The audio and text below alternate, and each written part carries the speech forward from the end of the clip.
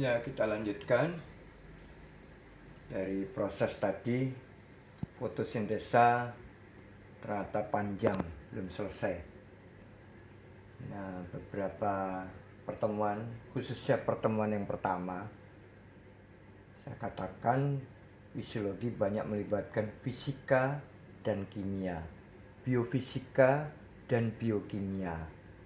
Nah, sekarang kita masuk pada konsep fisikanya. Jadi ada subbab dari fotosintesa, yaitu cahaya dan sifat-sifat serta pengaruhnya terhadap fotosintesa. Kemarin kita baru berbicara cahaya matahari, baru berbicara mengenai sin IR, sinar infrared. Nah, ini ada satu pendapat tokoh, Planck dan Einstein. Dia membuat definisi bahwa cahaya adalah partikel-partikel kecil yang disebut foton.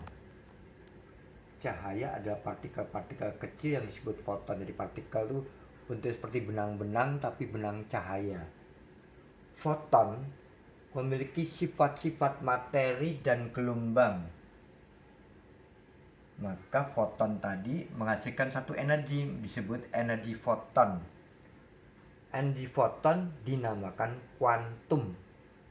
Energi foton dinamakan kuantum. Nah, energi cahaya itu dalam fisika dihitung satuannya dalam bentuk lambda. Lambda itu jumlah getaran. Jadi lambda itu sama dengan sigma getaran. Jadi bila sigma lambdanya semakin tinggi, berarti jumlah getaran semakin tinggi. Kalau jumlah getaran semakin tinggi, apalagi itu sin IR, berarti jumlah radiasi juga semakin tinggi. Kalau jumlah radiasi semakin tinggi, maka jumlah kalor dan panasnya semakin tinggi. Berarti setiap siang hari pas panas terik itu energi fotonnya semakin tinggi, berarti kuantumnya semakin tinggi. Maka energi cahaya tergantung pada jumlah nih, sigma ya. Apa tulis sigma nih? Jumlah lambdanya semakin tinggi. Kuantum jumlah energi yang dihasilkan oleh suatu sinar yang tergantung dari frekuensinya atau jumlah getarannya atau lambdanya per detik. Berarti sin IR itu dengan ultraviolet, tinggi ultraviolet ya. Tapi jumlah kemampuan untuk meradiasi kepada sel-sel tumbuhan tertinggi adalah sin IR. Nah, ini. Maka Einstein itu membuat tetapan Planck atau tetapan Einstein dalam formula ditulis E kecil sama dengan H kecil kali V kecil. Energi sama dengan tetapan Planck itu konstanta 6,62 kali 10⁻⁻27 energi per detik. S ini sekon detik. Frekuensi di sini tulisnya V ya. Frekuensi itu V. Contoh sinar ungu ya, ultraviolet atau ungu itu lebih kecil lambdanya daripada sinar IR. Tapi sinar ungu kuantumnya lebih besar daripada sinar IR. Justru di sinar ungu ini dengan sinar infrared beda dalam arti kuantumnya, tapi lambdanya sinar IR infrared lebih tinggi. Nah, ini jelas sampai sini mengenai gelombang-gelombang. Jadi sumber sinar nih, ini misalnya saya gambarkan nih sun, matahari. Oh, ini banyak nih sinar nih, Mechiku Hinibiu. Nah, bumi itu punya selimut namanya atmosfer.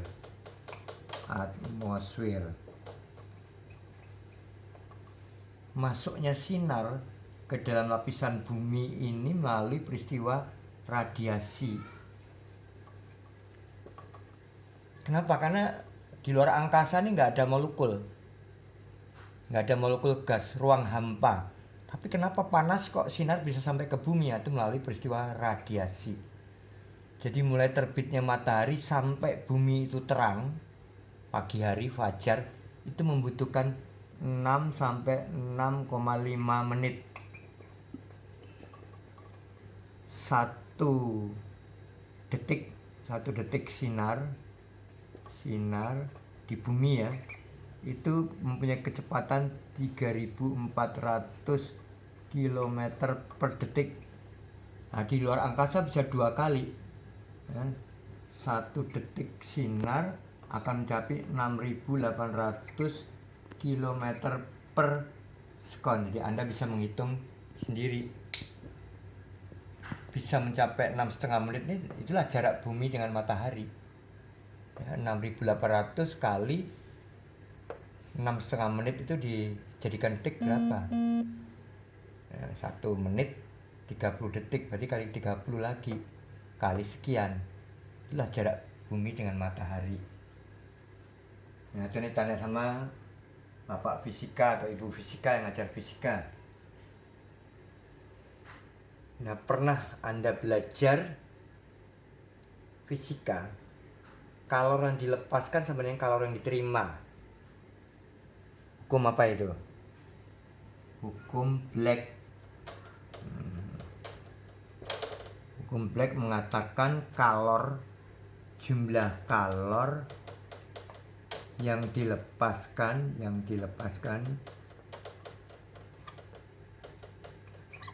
itu sama dengan jumlah kalor yang diterima. Keseimbangan itu. Nah, di dalam tetapan Planck dan Einstein ditemukan ya, bahwa CO2 menjadi C6H12O6 tadi dari reaksi fotosintesa ya, itu membutuhkan kurang lebih 10 kuantum ya, untuk membentuk karbohidrat sakarida, monosakarida, salah satunya glukosa. Ini dibutuhkan kurang lebih 10 kuantum. Energi yang diterima manusia di siang hari, manusia loh, bukan tumbuhan, yang sangat panas tuh hanya kurang lebih 1,5 gram per cm persegi per menit. Nah, kita hitung aja tubuh kita ini luasnya berapa cm persegi kali sekian. Itulah jumlah energi yang diterima manusia di siang hari yang paling panas. Misalnya di gurun pasir. Nah, berarti kalau kita di Indonesia di bawah rata-rata ini kan. Nah, kebalikannya energi untuk fotosintesa itu berlanjut antara 0,5 sampai 2% kali energi sinar yang ada. Itu sedikit sekali, tapi kita merasakan panas sudah. Nah, per 1 cm persegi, misalnya 1 helai daun, apapun daunnya, saya gambar daun mirip saja. Nah, ini misalnya dia luasnya 25 cm persegi.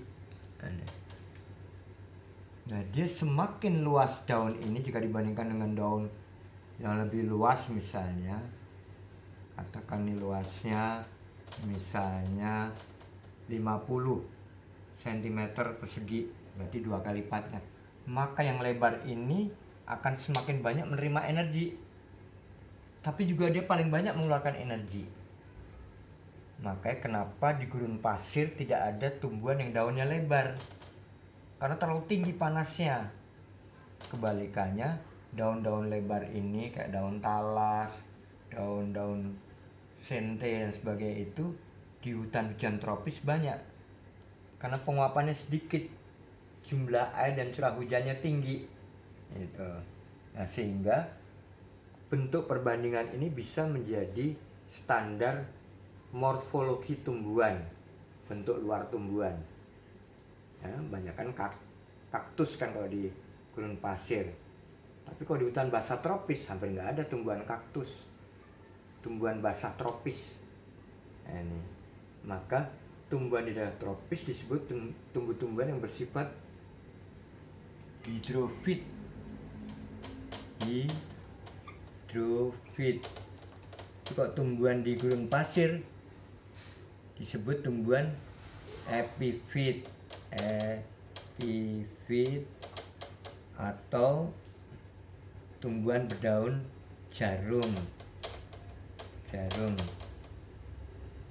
atau xerofit. Tumbuhan berdaun jarum.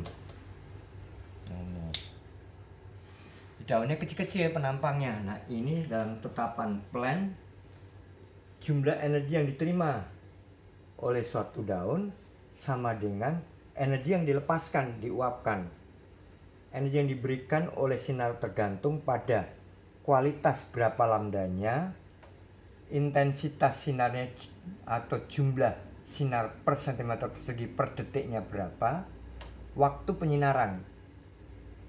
Jadi walaupun di Indonesia itu perkiraannya 12 jam, tidak 12 jam. Ada hari pendek sinar matahari, ada hari panjang. Kadang-kala jam 6 pagi matahari belum kelihatan. Tapi jam setengah 6 sudah maghrib. Berarti siangnya pendek, malamnya yang panjang. Atau kebalikannya, kadang-kala jam 5 lewat sedikit sudah terang, tapi jam 6 lewat baru maghrib. Nah, berarti itu panjang siang, itu lebih menguntungkan bagi tanaman. Jadi tidak selalu 12 jam ya, itu rata-rata dalam perhitungan umumnya. Tapi dalam dunia pertanian itu pasti ada hari pendek, hari panjang. Pengertian hari pendek itu siangnya pendek, hari panjang siangnya yang panjang. Nah ini. Nah, kalau kita tinggal di daerah subtropis, siang dan malam pun juga kadang-kala pendek. Ya, jadi jarak ini akan menentukan memuncaknya proses fotosintesa.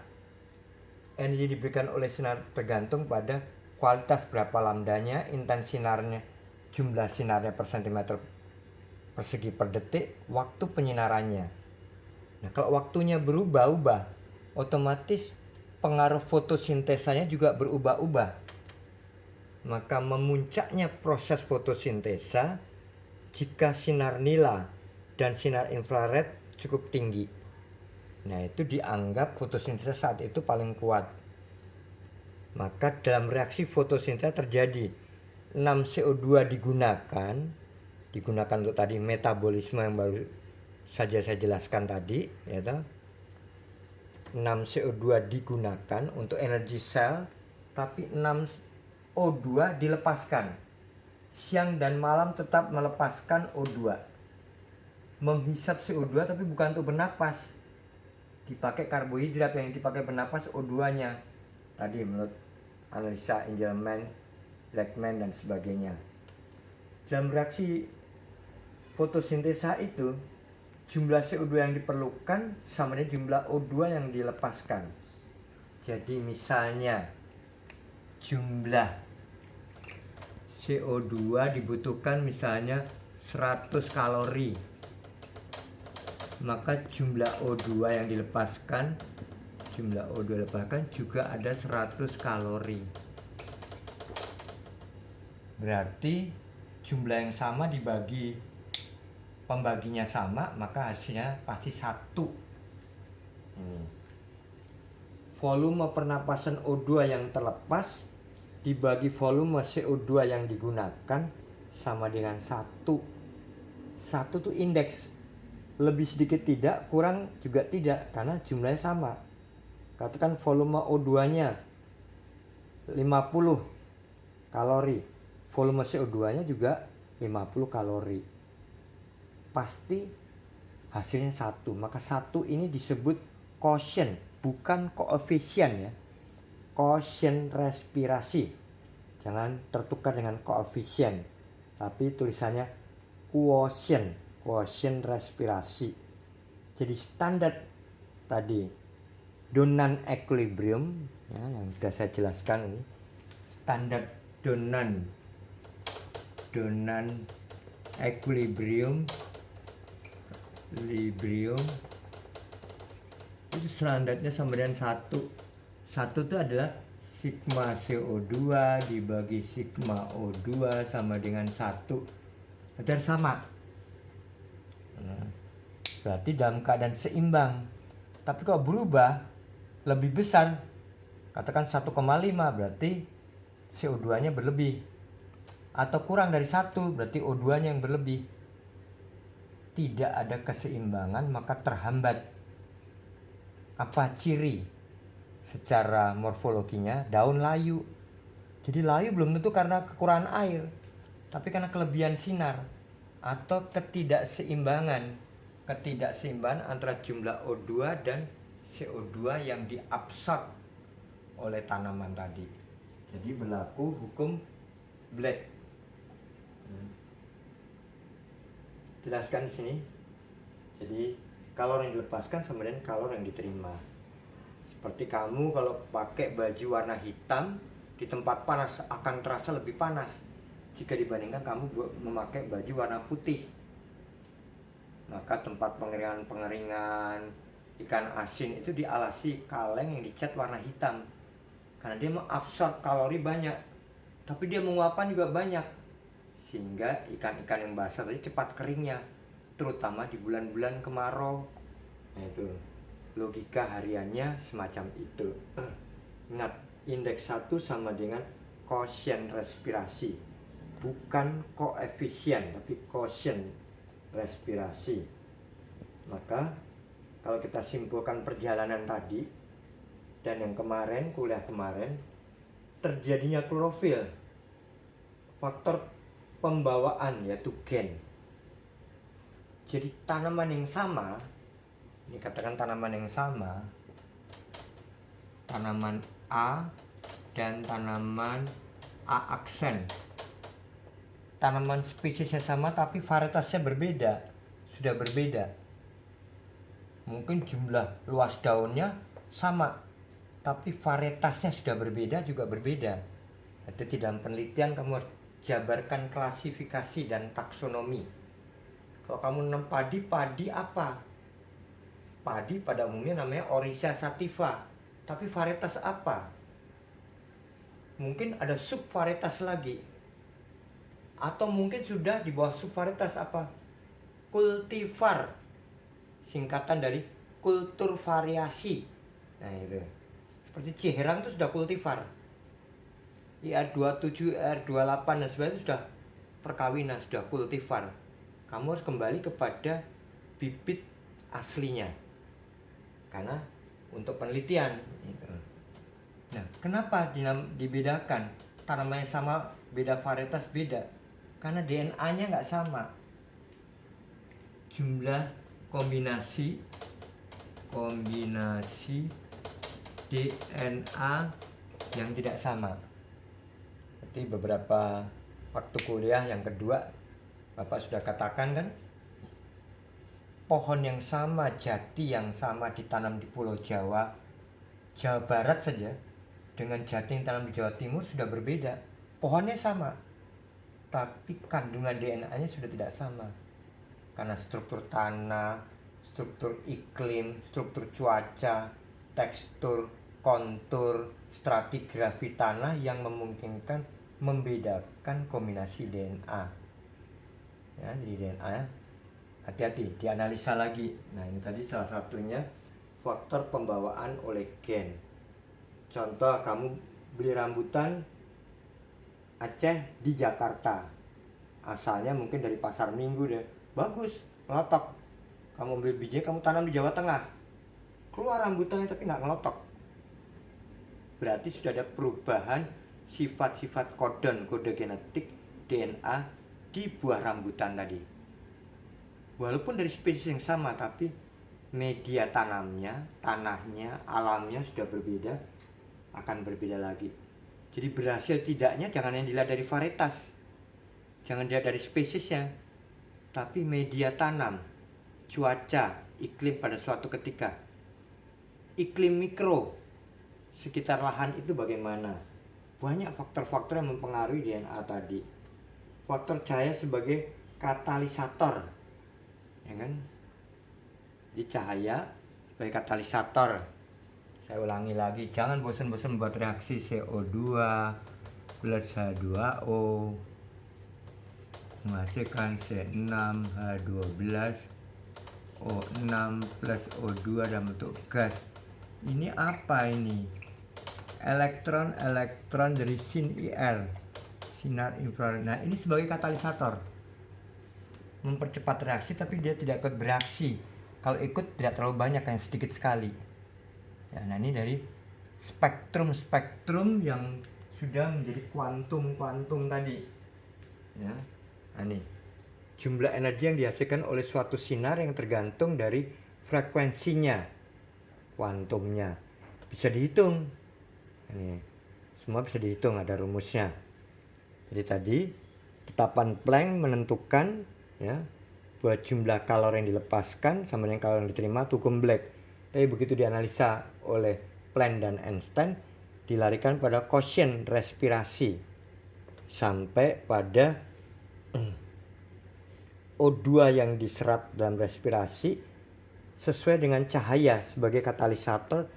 Terdapat fotoklorofil yang mirip dengan klorofil A. Nanti kita akan uraikan. Ya, jadi semakin tinggi kuantum, semakin tinggi korpuskal ataupun lambda dari suatu sinar, maka jumlah klorofilnya semakin tinggi per satu helai daun, per 1 cm persegi atau per 1 mm persegi. Apalagi per 1 sel. 1 mm persegi udah berapa ribu sel. Nah tadi kan. Kemudian unsur mineral, nitrogen, magnesium, Fe. Nah, ini kan semua dari dalam tanah kan tadi ada katalisator kan. Ada Mg2+, ada Fe2+. Ini dari mana? Dari dalam tanah nih. Nah, itu juga sebagai biokatalisator. Biokatalisator. Mempercepat reaksi tapi tidak ikut bereaksi, dan dia berada di dalam kehidupan, dalam satuan sel, bukan jaringan ya, dalam satuan sel. Di mana terjadi yang kemarin kita sudah uraikan di dalam plastida sel, yang tadi baru saja Bapak uraikan, di dalam satuan plastida sel. Di dalam jaringan mana dari daun? Pada jaringan polisade. Nah, tadi faktor-faktor tadi. Jadi unsur-unsur tadi. Nah, ini unsur mutlak N2 MgFe, tapi ada unsur insidentil. Ada baik, nggak ada pun nggak menjadi masalah. Itu sunnah sifatnya berarti. Mn CuZn. Jumlahnya sangat sedikit untuk klorofil persatuan daun. Nah, kalau dia ada lebih bagus, tapi nggak ada pun nggak mempengaruhi. Dan air sudah jelas sebagai pelarut. Tanpa air tidak mungkin akan berlangsung fotosintesa. Jadi justru trik-triknya matahari itu tanaman, bukan tanaman yang disiram, tapi akarnya, tanah yang harus banyak mendapatkan air. Kamu lihat pertamanan DKI ya, itu menyiram tanaman tidak pagi dan sore, tapi sudah matahari tinggi. Karena tidak akan berlanjut fotosintesa kalau tidak ada air. Walaupun CO2 tinggi. Di DKI ini pencemaran tinggi CO2. Tapi airnya kurang, tetap aja nggak akan terbentuk. Matahari tinggi. Jadi faktor utama CO2, H2O, sinar infrared, Mg, Fe. Itu mutlak sebagai katalisator. Jadi tadi salah satunya air untuk pelarut metabolisme. Suhu sebagai rata-rata kita di daerah tropikal, khususnya di Jakarta ini mungkin nggak ada 3 derajat ya. Paling rendah juga 15 derajat dah. Mungkin di Cibodas ya. Itu optimalnya diperhitungkan 3-48 ya, suhu tanaman di tropis, tapi optimalnya diperhitungkan yang paling bagus 26-30 derajat. Kenapa 26-30 derajat? Karena kerja enzim. Nah nih, kerja enzim,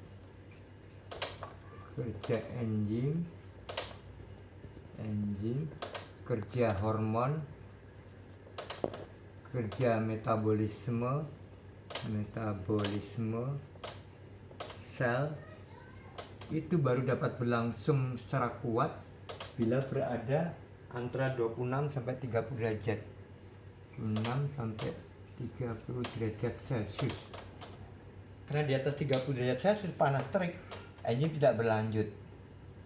Akibatnya daun keriting, atau daun menampakkan layu, atau daun tidak keriting dan layu tapi pecah-pecah.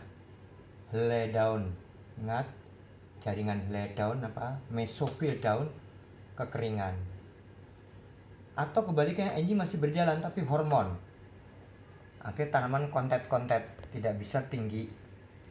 Otomatis pembentukan buah dan bunga juga terhambat. Atau metabolisme sel tadi, pembentukan ATP, ADP dan sebagainya, difusi, osmose, inhibisi, emulsi tidak berlanjut dengan baik.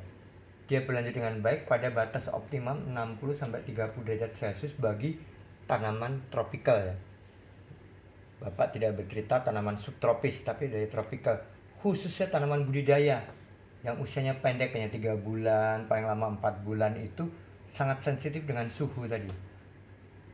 Maka perlu pengayom, peneduh, tanaman peneduh supaya tidak terlalu panas.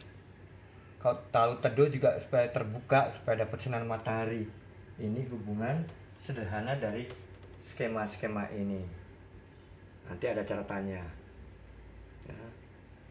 Nah, klorofil yang dibentuk di dalam plastida sel, ini, klorofil itu apa? Kalau ditanya, ya, definisi sederhananya adalah butir-butir hijau dalam kloroplas. Dalam kloroplas, tidak hanya daun, mungkin batang, ranting juga bisa kan?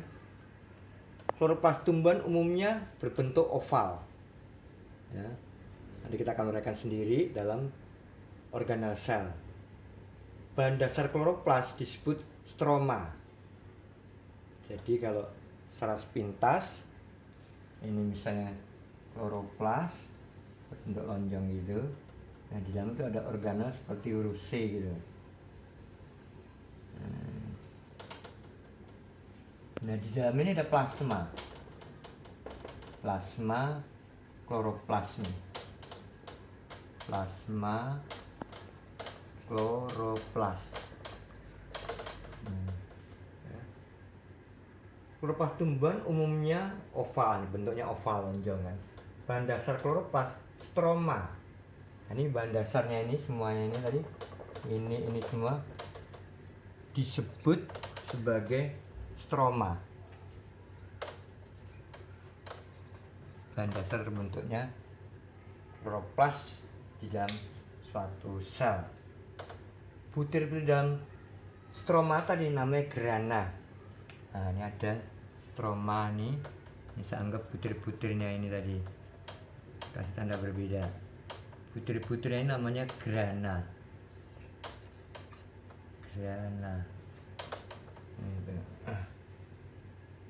Dalam tanaman tingkat tinggi, disinilah yang membedakan kenapa kok daun muda tuh warnanya hijaunya muda. Kalau daun yang sudah tua, kenapa hijaunya warnanya lebih tua? Dan saat daun sudah layu akan mati, warnanya agak kekuning-kuningan. Ini tadi. Ya. Di tanaman tingkat tinggi, ya, ingat dalam klasifikasi, ya, kita membedakan ada tanaman tingkat tinggi, ada tanaman tingkat rendah. Ya, jadi seperti alge, lumut dan sebagainya, tanaman tingkat rendah. Tapi kok tingkat tinggi itu sudah termasuk Cormophyta berbiji. Ya, Cormophyta berbiji itu tanaman tingkat tinggi, tapi Cormophyta berspora itu tanaman tingkat rendah yang menggunakan spora-spora. Contohnya apa? Tanaman paku itu termasuk tanaman tingkat rendah. Lumut, kemudian jamur, ya, lichanes dan sebagainya tingkat rendah. Nah, itu yang kita bicarakan ini tanaman tingkat tinggi. dibagi dua, mono dan dikotil, berkeping 1 dan berkeping 2. Ada yang mengandung klorofil A kecil, klorofil B kecil. Kalau A kecil itu C55H72O5N4Mg. Tapi kok klorofil B, ini klorofil A kecil itu hijaunya tua. Kalau klorofil B kecil itu hijaunya muda, C55H70O6N4Mg. Berarti perbedaannya, yang membedakan dua bagian ini, ya, yang membedakan biru,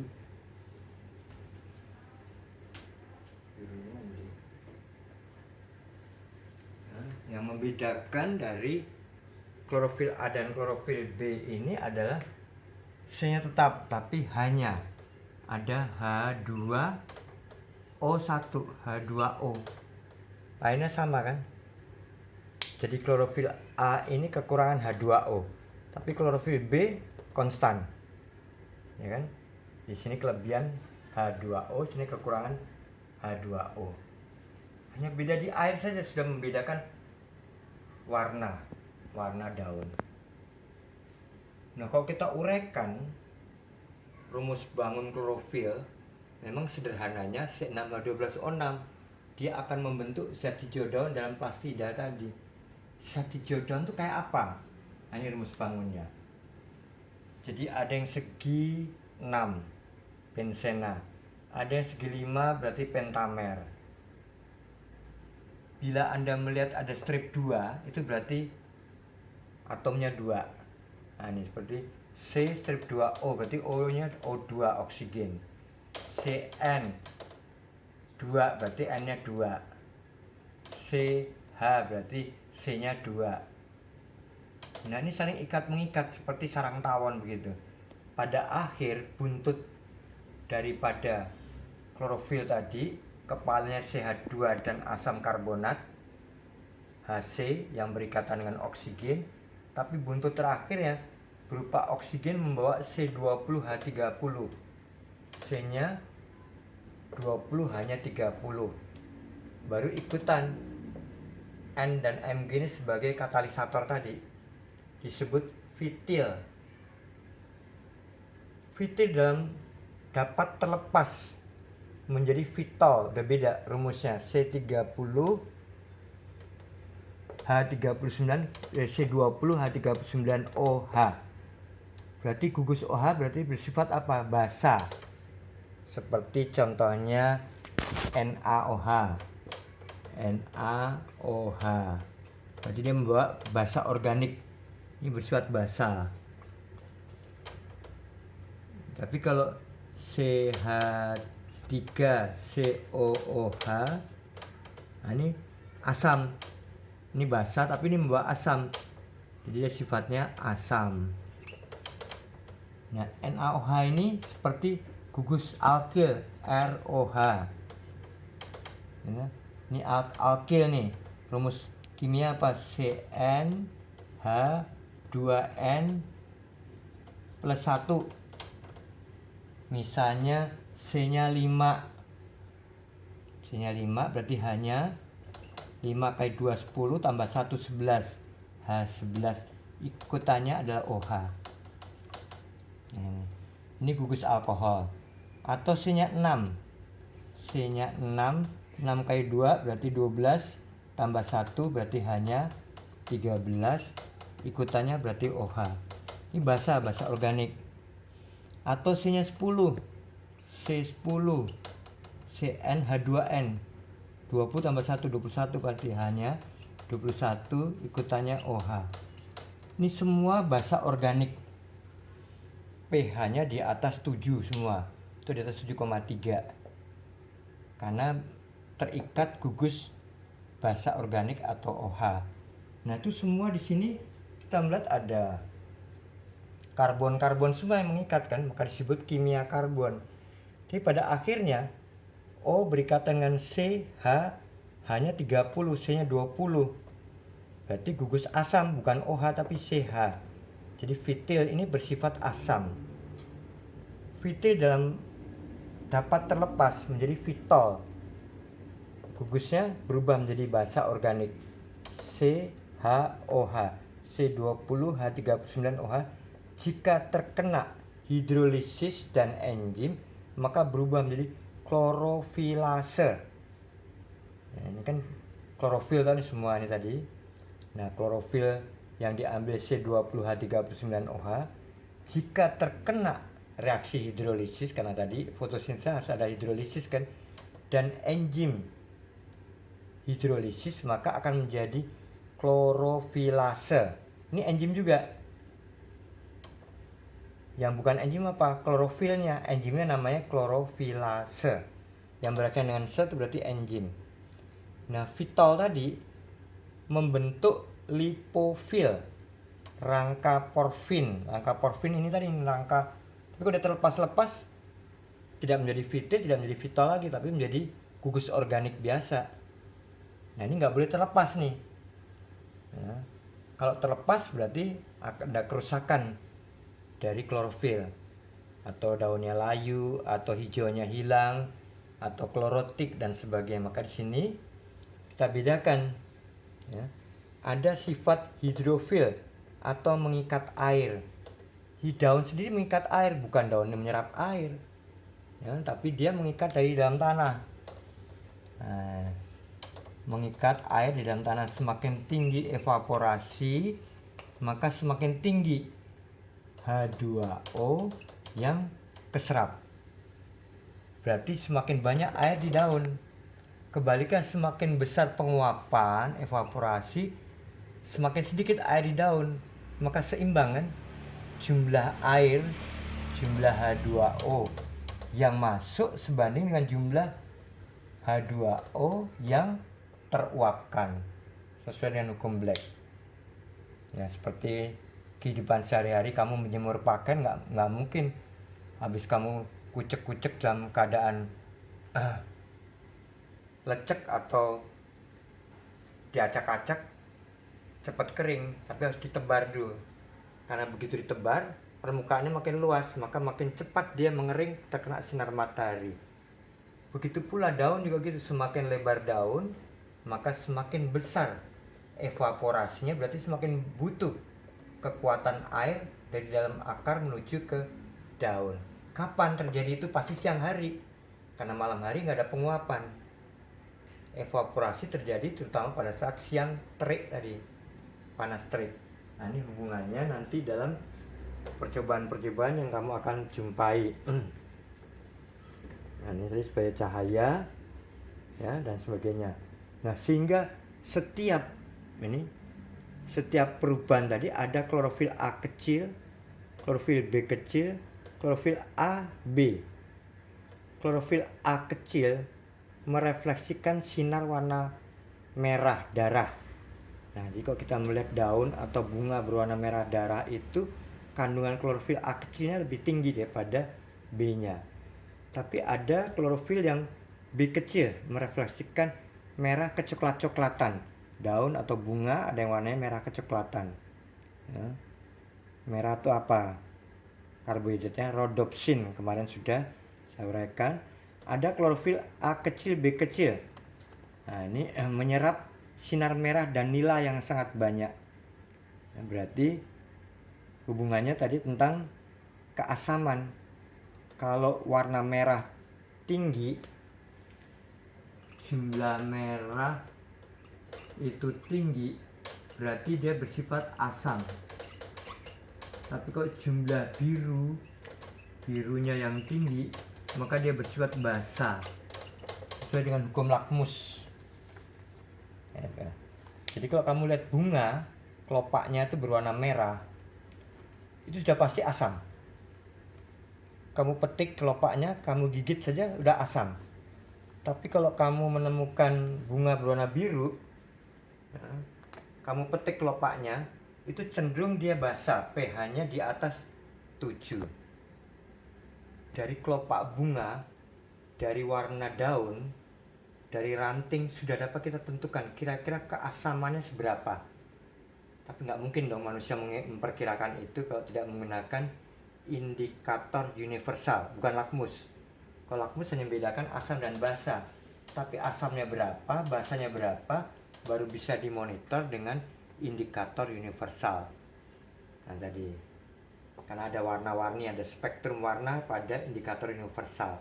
Nah itu akan menentukan nanti berapa kamu harus memberikan pupuk yang menimbulkan keasaman, atau pupuk yang menimbulkan kebasahan, atau tanah tadi sifatnya asam atau basah. Nah itu hubungan pengaruh gelombang sinar yang berikatan pembentukan atom klorofil ini. Maka klorofil tidak akan larut dalam air. Kenapa? Wah, kalau klorofil larut dalam air, begitu hujan, hijau tua jadi hilang, jadi hijau muda. Kenapa? Karena dia tertutup semua, siklik semua nih. Air tidak dapat masuk harus dihidrolisiskan. Jelas tuh. Ya, nanti ada yang mau ditanyakan, bisa ditanyakan dulu. Ya. Jadi ini tadi mengenai fotosintesa, dasarnya sudah Bapak gambarkan secara fisika dan secara biokimia.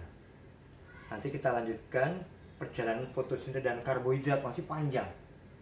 Jadi jangan kamu sangka hanya begini saja. Ini nggak perlu kamu hafalkan, tapi sekedar kamu tahu kenapa kok klorofil tidak dapat larut dalam air, tapi dia larut dalam alkohol. Itu alkohol ROH ini tadi. ROH, rumus gugus alkil dan basa organik terbuka semua ini.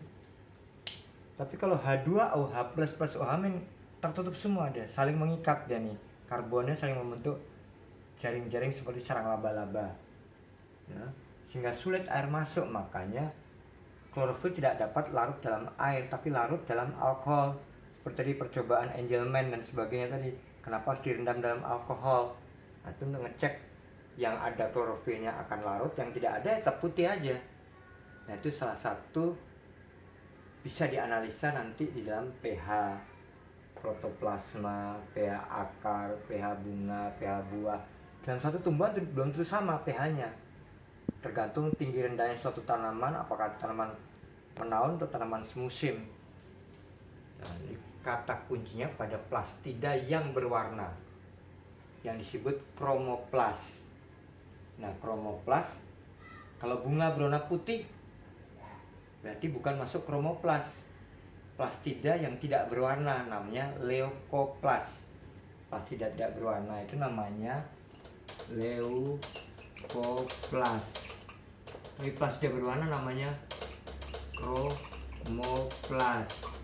Di dalam kromoplasnya ada klorofil, ya, klorofil.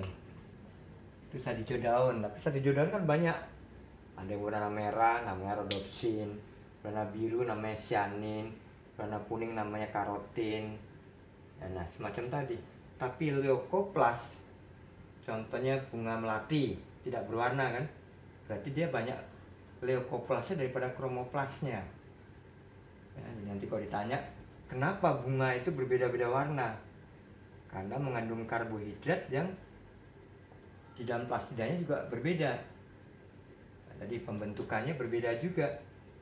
Awalnya sama C6H12O6, tapi setelah menjadi zat tepung tadi dibedakan berdasarkan komponen karbonnya, komponen hidrogennya, komponen basa dan asam organik basa organiknya. Nah itu nanti akan menjadi sambungan pelajaran berikutnya. Nah,